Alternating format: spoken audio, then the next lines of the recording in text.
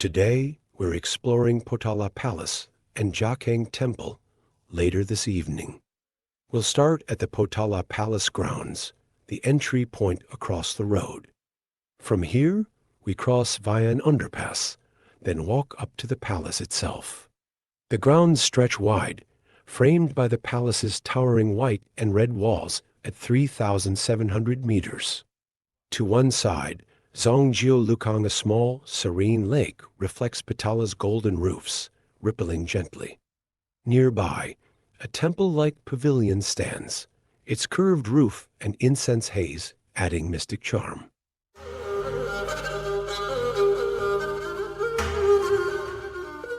The lake mirrors the palace's grandeur, Himalayan peaks looming behind. Its Instagram gold, a perfect angle to capture Potala's majestic profile. Historically, these grounds hosted ceremonies and markets when Potala thrived as Tibet's political heart, before 1959, blending utility with reverence. Here, Potala's 13-story fortress looms atop Red Hill. The lake and pavilion contrast the bustle, teasing the climb ahead a photo-ready gem. At 9 o'clock, we hit security gates. Bags checked, liquids banned, and we enter the foothills gardens. Trimmed shrubs and flowers line paths, a green contrast to the stone walls rising up. The thin air hints at the climb, but the golden roofs above glow in the sun, urging us onward.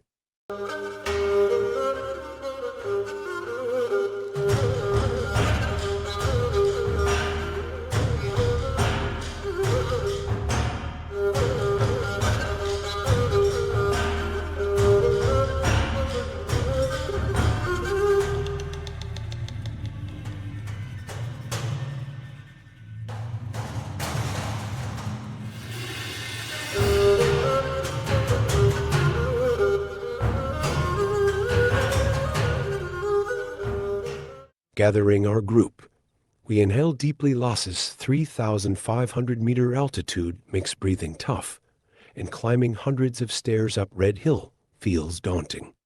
I'm skeptical, can I manage this?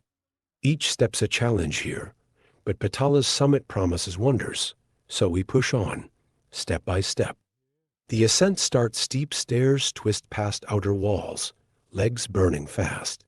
Landings offer breathers, Lhasa's valley peeking below. Prayer wheels spin midway, then the white palace nears, towering high. Potala Palace's walls amaze with their construction method. Thick rammed earth forms the base, mixing clay, sand, and straw for strength. You'll notice straw bits in the deep red painted upper walls of the Red Palace, a traditional Tibetan method to bind the mix. After 365 steps, we reach an open courtyard. The main structure awaits us. On one side stands Potala Palace. On the other, a sweeping city view stretches out, gazing over the Potala Palace grounds. Look down there. 2 stupas stand below Potala Palace. These aren't just monuments. In ancient times, they marked Lhasa's entrance gates. As I point, you can see them framing the old path into the city, relics of a time when pilgrims and traders passed beneath their watchful arches. Up top, red and white facades dominate. Filmings banned inside buildings, only outdoor areas allowed. The White Palace, once the Dalai Lama's home, hides grand halls with red pillars, silk thrones, and Buddhist murals. Lush reds and golds, vivid but unfilmed for you.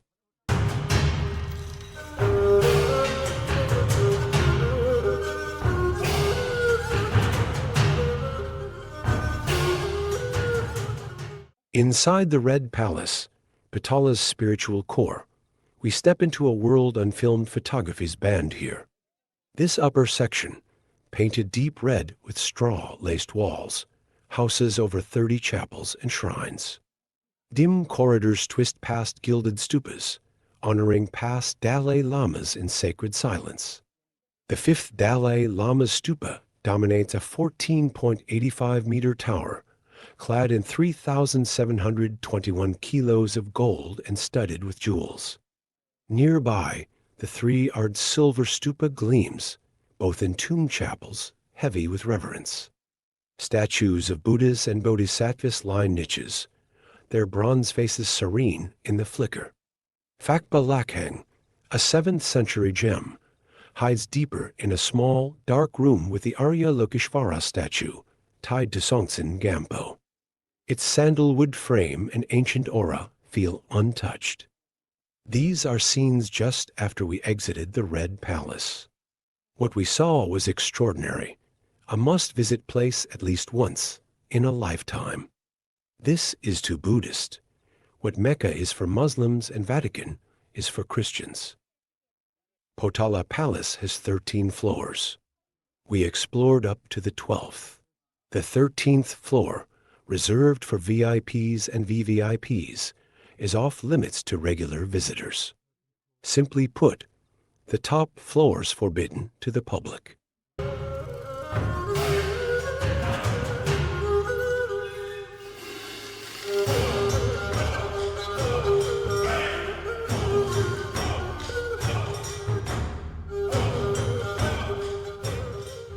Exiting the Red Palace, we step into a breathtaking view atop Potala. From this western perch, Zongjiao Lukang Lake glints below, reflecting the palace's red and white walls. Lhasa's valley unfurls rooftops spill into the distance, framed by rugged Himalayan peaks under a vast sky. We start downward, legs shaky from the climb up. The western stairs drop steeply past the Red Palace's edge, coiling around the hill. Each step eases the altitude's grip.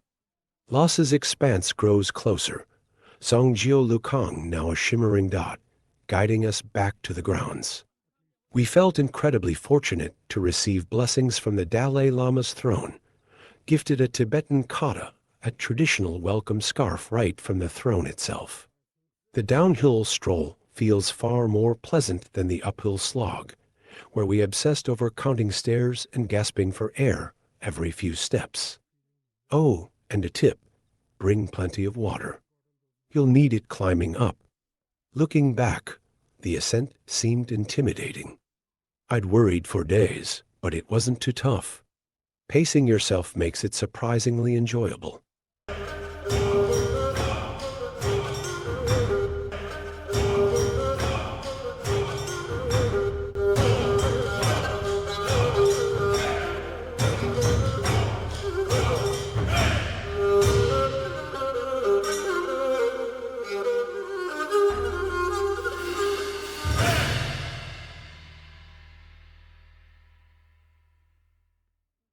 At ground level, we spot a monument, a giant metallic flower, petals wide, symbolizing peace, perhaps. Potala's facade looms behind, a stunning shot locals love. Nearby, dozens dance in a circle. Chubas swirl to Tibetan tunes, a joyful folk scene in Lhasa's lively squares.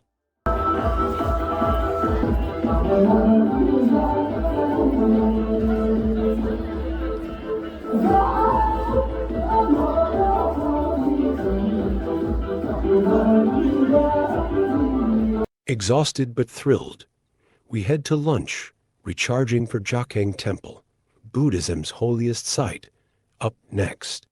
Potala's grounds, with that lake and pavilion, and its stair-packed heights, were grueling yet amazing at this altitude. The empty plates tell the story about amazing food at the Tibetan kitchen, very close to Jokhang Temple. The sweeping views of Temple from the rooftop were as amazing as the food itself. After an epic morning at Potala Palace and a hearty lunch, we're now at Jokhang Temple, Buddhism's holiest site in Tibet. Nestled in Lhasa's old town near Barker Street, this 7th century gem hums with pilgrims. We arrive in the afternoon, the sun dipping low, ready to explore its sacred heart. Stepping into Jokhang's courtyard, Incense fills the air from a massive burner. Pilgrims prostrate before the entrance, some after months-long journeys from Tibet's far corners. The temple's golden roof glints above whitewashed walls, built in 652 by Songtsen Gampo to house the Jowo Sakyamuni statue.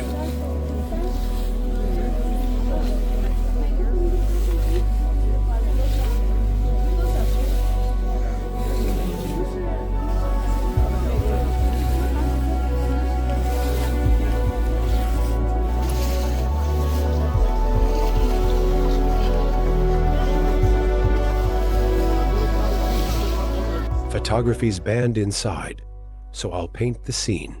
Past the gates, a dim hall glows with butter lamps. The Jowo Sakyamuni, a 12-year-old Buddha brought by Princess Wencheng, sits in the main chapel, gilded and serene. Murals of Tibet's kings and deities splash the walls in vivid hues. We weave through chapels, over 20 line the complex. The chapel of Chen Rezig holds a 1,000-armed statue, its eyes piercing the gloom. Wooden pillars, carved with lotuses, prop up roofs painted with mandalas. Monks chant softly, their voices bouncing off stone floors worn by centuries. Pilgrims prostrating from Gansu 1,500 to 2,000 kilometers to Jokhang Temple face a tough trek, covering 5 to 10 kilometers daily. At 5 kilometers per day, it takes 300 days. Accounts from farther regions like Sichuan report 6 months to 2 years, depending on terrain and pace. The courtyard's alive. Pilgrims circle clockwise. Others offer katas at the door, their devotion tangible. It's chaotic yet serene, a perfect prelude to Jokhang's inner sanctum, blending 7th century roots with today's faith.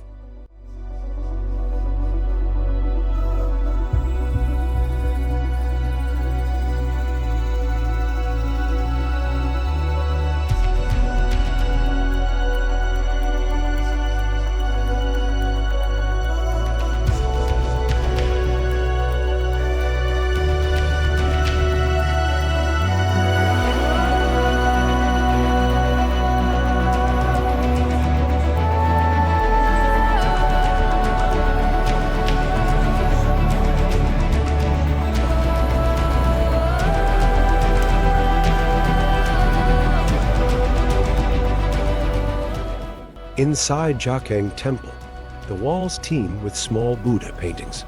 Hundreds dot the dim halls. They depict Buddha's life, birth, enlightenment, teaching, mixed with bodhisattvas like Avalokiteshvara. Around Jokhang Temple stretches a long corridor wrapping the sacred core. This narrow, open passage teems with prayer wheels, hundreds of polished cylinders, each etched with mantras like Om Mani Padme Hum. Pilgrims shuffle through, spinning them clockwise with a soft, rhythmic creak.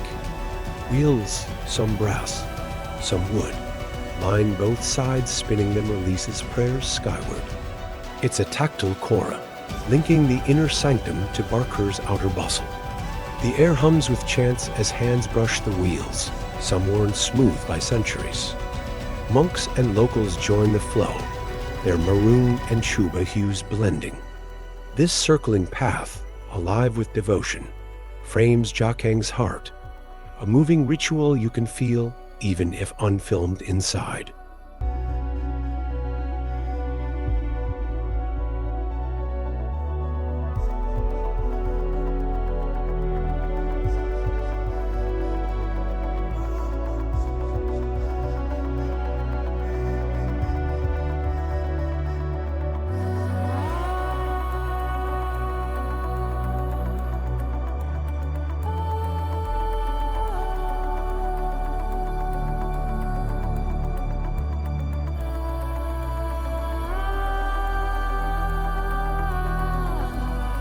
After the corridor, we climb to Jokhang's first floor, really the rooftop terrace atop the ground level.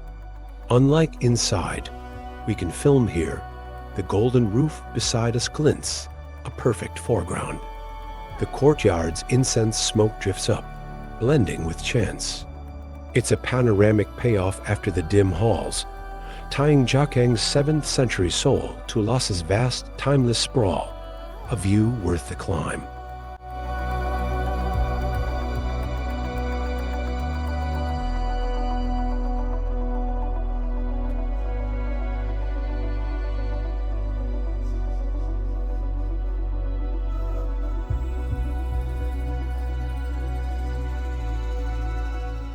As our Jokhang visit ends, so does the day, and our time in Lhasa draws to a close. The sun sets over this sacred city, its temples and palaces etched in memory. We've roamed its streets, climbed its heights, and felt its soul, but now it's time to move on. Tomorrow, we leave Lhasa, heading deeper into the majestic lap of the Himalayas. Our next stop, the Everest Base Camp, a dream unfolding on Tibet's rugged edge. From Lhasa's heart to the world's roof, the journey continues. Stay tuned for more.